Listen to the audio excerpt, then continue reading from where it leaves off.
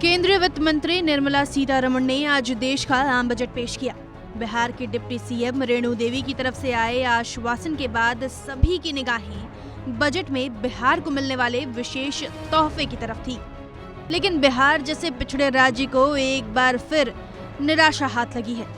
Budget में बिहार के लिए विशेष तौर पर ना कोई तोहफे का ऐलान हुआ है और ना ही कोई विशेष फायदा नजर आया, जबकि बजट से एक दिन पूर्व रविवार को ही बिहार के उप मुख्यमंत्री रेणु देवी ने हसीन सपने दिखाए थे। बिहार को अच्छा उम्मीद है। इस बार तो ऐसा है कि कोरोना काल में जो भी कुछ हुआ है उसमें अच्छा बजट ही आएगा। हमारा तो एक सीमित साधन है और इस सीमित साधन में निश्चित रूप से हम सभी लोगों को तोहफा जो मिलेगा वो अच्छा तोहफा एक्सपेक्ट करते हैं कि आम लोगों को राहत मिलेगी इस बार। निश्चित राहत मिलेगी।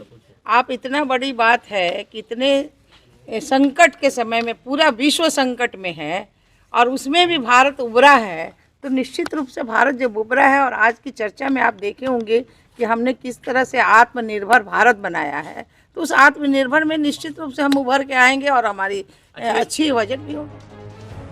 लेकिन जैसे ही बजट पेश हुआ वैसे ही बिहार के विपक्षी नेता सवाल उठाने लगे कि राज्य में डबल इंजन की सरकार होने के बावजूद बिहार को विशेष राज्य का दर्जा नहीं मिला, जबकि ये मांग वर्षों से उठाई जा रही है। नेता प्रतिपक्ष तेजस्वी यादव ने बकायदा प्रेस कॉन्फ्रेंस बुलाकर बजट को देश बेचने वाला बताया।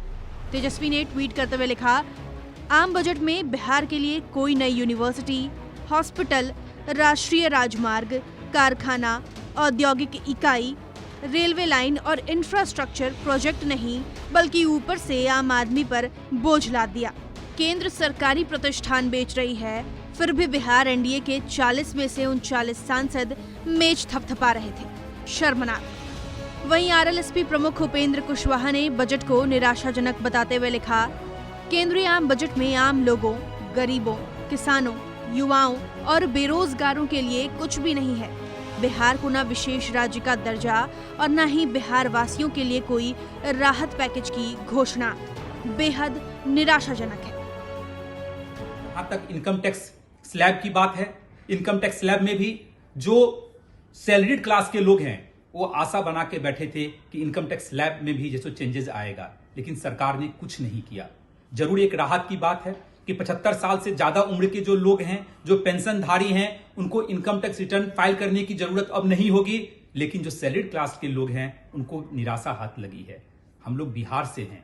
बिहार सरकार के तरफ से सभी जितनी पार्टियां हैं बिहार में दलगत भावनाओं से ऊपर उठ के हम लोगों ने एक स्वर से मांग की थी। माननीय मुख्यमंत्री जी नीतीश कुमार जी ने भी कई बार मांग किया कि बिहार को एक विशेष राज्य का दर्जा या एक विशेष आर्थिक पैकेज मिले, लेकिन बिहार के लिए कुछ भी जो है सो निर्मला सीतारमण जी ने अनाउंस नहीं किया।